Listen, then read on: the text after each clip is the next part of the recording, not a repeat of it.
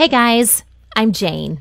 I want to tell you a story of how one of the most important evenings in my life was far from what I expected it to be.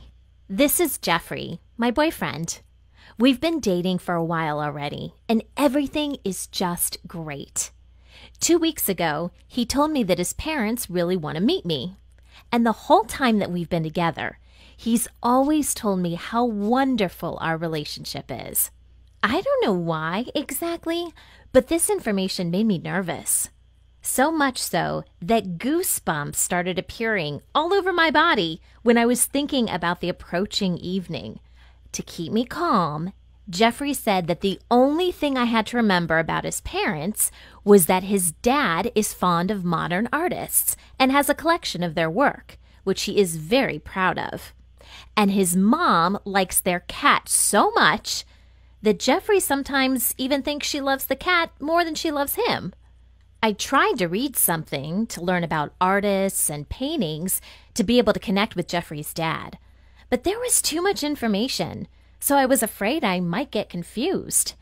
That's why I decided to impress everyone with my baking skills. I was good at it and was pretty sure that everybody would enjoy my chocolate vanilla cake. Now, I was so excited about meeting them that I had a hard time sleeping before the big day. And I really had a bad feeling that something was going to go wrong. Then it actually happened. My bad luck caught up with me once we arrived at their place. We were approaching the front door when I suddenly stumbled over the scattered rug and fell right on top of my cake, which I was carrying in my hands. Here we go, I thought. I couldn't imagine something worse than that. Right at that moment, when Jeffrey was helping me stand up, the door opened, and his parents saw everything. I felt how my cheeks turned red and how a cold sweat covered my back.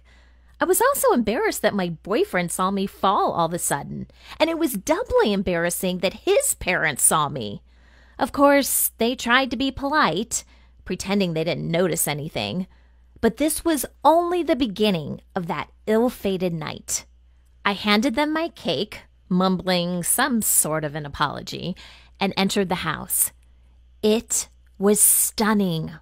All the paintings on the walls, expensive carpets and furniture, beautiful vases, and various designer stuff perfectly depicted the status of the family. I was so amazed by all this beauty that I'd almost forgotten to breathe. By the way, I had no idea that my boyfriend was that rich. Mrs. Johnson, Jeffrey's mom, invited us to sit at the table. She looked like a duchess. She was very graceful and even a little bit snobby, but it totally worked for her.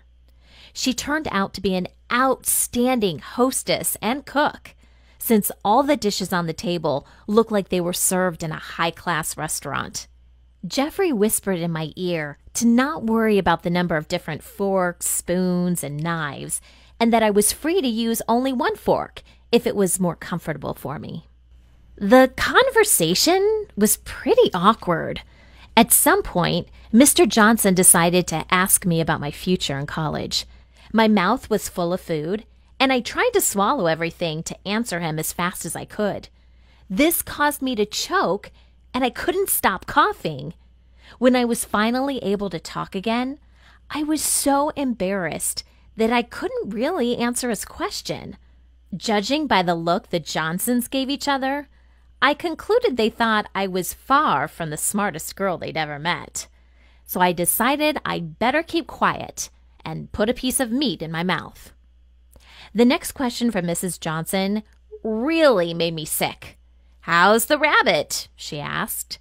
It took me a few seconds to understand that she was talking about the meat I had just eaten. Just so you know, I can't eat rabbit meat. And it's not just for humanitarian reasons, but also physically. I felt queasy and rushed to the bathroom. I was about to puke, and in my scramble to find the bathroom, I didn't notice Jeffrey's mom's precious cat and stepped on his tail. The animal made a terrible noise, Mrs. Johnson screamed angrily, and when I was shutting the bathroom door, I thought that I'd probably never be able to look at her again. When I felt better and finally left my hiding spot, everybody else was about to have some tea with that miserable cake of mine. Mrs. Johnson, although still looking a bit angry at me for the cat, tried to give an appetizing look at what used to be my cake 2 hours ago. I felt really uncomfortable because if I had known that she was a perfect cook, I would have never brought my far from being perfect culinary delight that day. When the dinner was finally over, I was waiting for my boyfriend to take me home. Mr. Johnson decided to talk about his art collection to somehow clear the air. I was trying so hard to show how interested I was in what he was saying that I didn't notice that I came too close to one of those beautiful vases. You don't have to be a genius to guess that I accidentally bumped it. Now, not only was the vase broken, but so was my hope for making a good impression on my boyfriend's parents.